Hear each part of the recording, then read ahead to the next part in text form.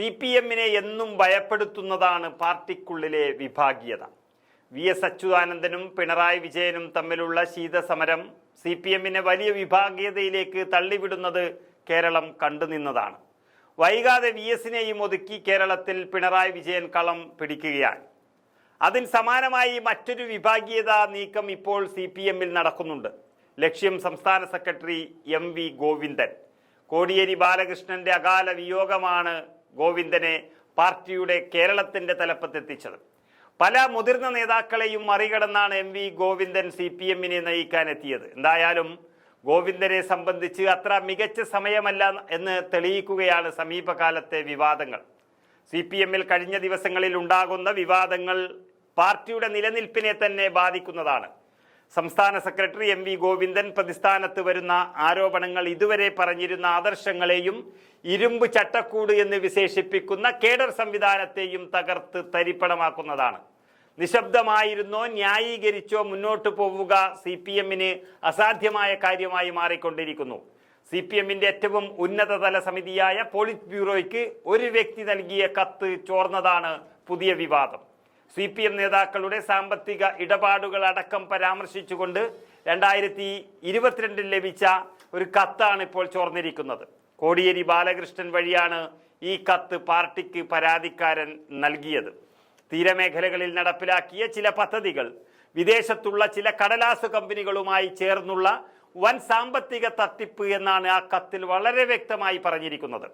Party വളരെ രഹസ്യമായി സൂക്ഷിച്ചിരിക്കുന്ന ഈ കത്ത് ഇപ്പോൾ കോടതി രേഖയായിരിക്കുകയാണ്. ഇതിന് പിന്നാലെ കാരണവും CPM-നെ ഞെട്ടിക്കുന്നു. മധുരയിൽ നടന്ന പാർട്ടി കോൺഗ്രസിൽ ലണ്ടനിൽ നിന്നുള്ള പ്രതിനിധിയായി എത്തിയ രാജേഷ് കൃഷ്ണയാണ് കത്തിനെ കോടതി രേഖയാക്കിയിരിക്കുന്നത്. വിവാദ ഇടപാടുകളെ കുറിച്ച് കേന്ദ്ര കമ്മിറ്റിക്ക് പരാതി ലഭിച്ചതോടെ രാജേഷിനെ പാർട്ടി കോൺഗ്രസിൽ പങ്കെടുപ്പിക്കാതെ മടക്കി അയച്ചിരുന്നു.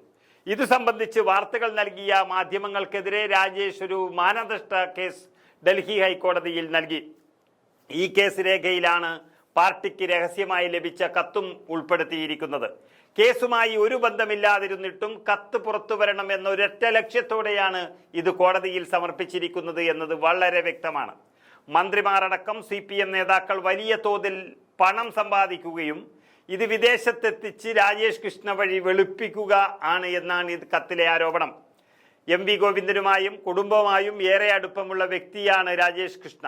രാജേഷിന് കത്ത് ചോർത്തി നൽകിയത് MV ഗോവിന്ദന്റെ മകനായ ശ്യാം ആണ് എന്ന് ആരോപണവുമായി PBക്ക് കത്ത് നൽകിയ ചെന്നൈ വ്യവസായി മുഹമ്മദ് ഷർഷാദ് രംഗത്തെത്തിയിട്ടുണ്ട്.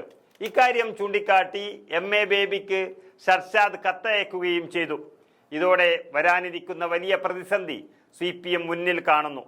MV ഗോവിന്ദൻ മാത്രം പ്രതിസ്ഥാനത്ത് നിൽക്കുന്ന ആരോപണങ്ങൾ ഉയരുന്നതിന് പിന്നിൽ വിഭാഗീയതയാണ് എന്ന ചർച്ചകളും ഉയരുന്നുണ്ട്.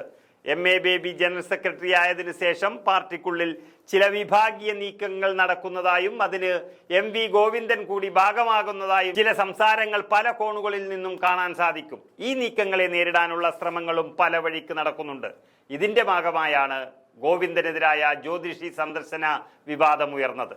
ഈ കുടുക്കിൽ നിന്ന് എങ്ങനെ ഊരാമെന്ന് ഗോവിന്ദനും സംഘവും ആലോചിക്കുന്നതിനിടയിലാണ് മറ്റ് വിവാദങ്ങളും കത്തിപ്പടരുന്നത്.